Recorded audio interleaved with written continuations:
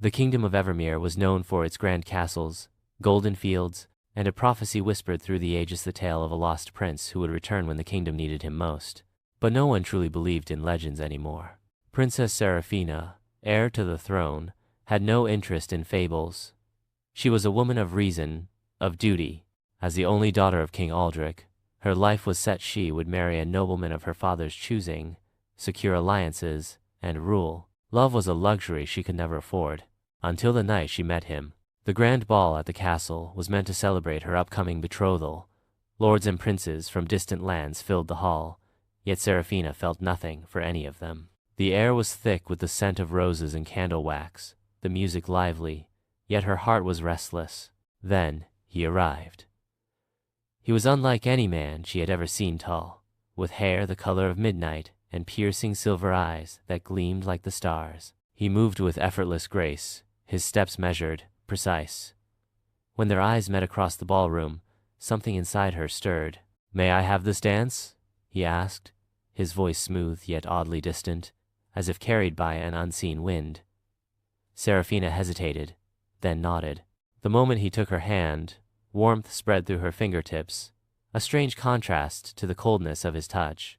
They danced, and with every step, it felt as if the world had faded away. "Who are you?" she whispered. A ghost of a smile touched his lips. "A prince? From a forgotten kingdom?" Days passed, and the mysterious prince who called himself Cassius remained in Evermere.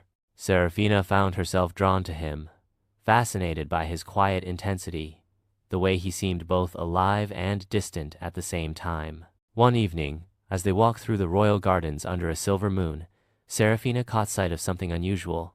His sleeve had slipped, revealing a faint golden pattern on his wrist gears, tiny and intricate, moving beneath his skin. She gasped, reaching for his arm.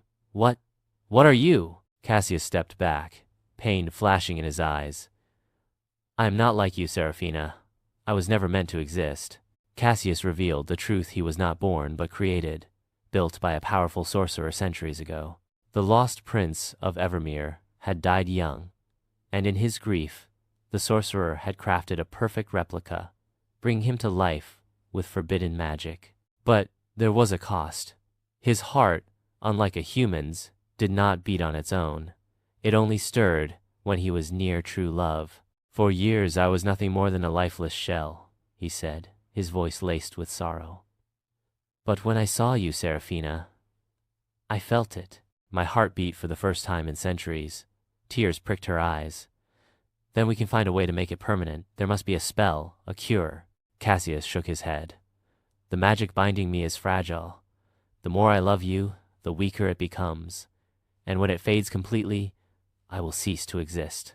Determined to save him, Seraphina scoured the castle's ancient texts, searching for an answer.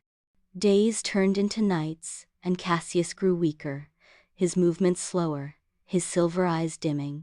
At last, she found an ancient ritual hidden in the sorcerer's journal, a spell that could make him truly human, but it required something precious, the sacrifice of a royal heart, Seraphina's own.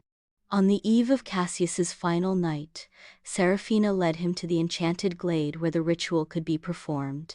The moon shone down like a watchful guardian as she held the dagger to her chest. "If this is the only way, then I choose you," she whispered.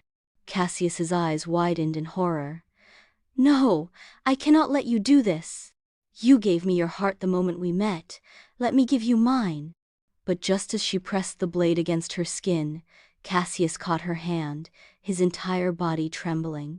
"I would rather vanish than live in a world without you." A single tear fell from her eye, and as it touched his chest, something shifted. The air shimmered, golden light pouring from Cassius's body. His gears stilled, his breath cautioned, then a heartbeat. Strong, steady, human. The magic had chosen love itself as the sacrifice. Cassius pulled Seraphina into his arms, his warmth real, his touch no longer distant. "You saved me," he murmured, pressing a kiss to her lips. "Not with magic, but with love." The kingdom of Evermere would never know of the prince who had once been made of clockwork. They would only speak of the great love between a princess and a mysterious man, who had appeared one fateful night. Seraphina and Cassius ruled together, their love enduring, their hearts beating in unison. And somewhere, deep within the ancient castle, a single golden gear remained silent, still, a reminder that even the coldest of fates could be rewritten by the warmth of love.